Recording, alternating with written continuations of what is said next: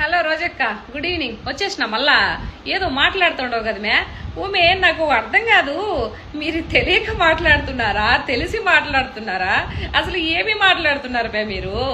Current ఛార్జీలు ఏడమే పెంచినదే మీరు. గత ప్రభుత్వంలో మీరు పెంచిన ఛార్జీలకి ఇప్పటికే ప్రజలు తేలుకోలేదు మే నాయన. కొంచెం చూసుకోమే. నిత్యావసర సరుకులు పెంచింది మీరు మే. మీరు చేసిన నిజాలు తిరిగి మీడియా ముందు చెప్తే ఎట్టమే? తర్వాత ఇసుక ఏదో అంటుంటావు కదా, ఓవే 10,000 దగ్గరికి రా చూపిస్తా. నేను ఒకసారి కారులోకి పోతా, అవే ఉన్నావు ఈ తెల్లటి కొండ మలిసితేమనుకున్నా, తెల్ల కొండ కదా అది. మీ అన్న ఇసుకంతా కొండల్లాగా చేపించి ఇసుక 20, 30, 40 వేలు 50 వేలు ట్రక్ అమ్ముకున్నాడు మే.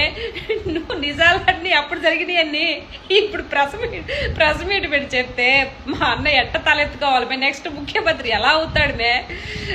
ఏడ దిక్కుమాల సందమే మీరు. ఏదో ఒకటి మాట్లాడబట్టే మీరు 4 మాట్లాడతారు. మీ గత ప్రభుత్వంలో జరిగిన నిజాలన్నీ ఇలా బయట పెట్టేస్తే ఎట్టక్క రేపు జగన్ అన్న ఎట్లా ముఖ్యమంత్రి అవుతారు? మీరు ఎట్లా ముఖ్యమంత్రిని చేసుకుంటారు? మేము ఎట్లా ముఖ్యమంత్రిని చేసుకోవాలా? ఆ కోసం తక్కువ చూసుకోను కదా మాట్లాడాలా.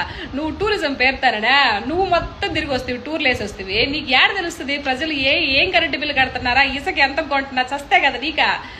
ఎప్పుడన్నా ప్రజలు పట్టించుకుంటే కదా నువ్వు. ఇప్పుడు ప్రభుత్వం మంచి పథకాలు ఇస్తూ మంచి పనులు చేసుకుంటూ ముందుకు వెళ్ళిపోతా ఉంటే ఎక్కడ బురద జల్లాడే ప్రయత్నం తప్పితే ఇంకేమన్నా ఉంది మే? నవ్వు వస్తా ఉంది.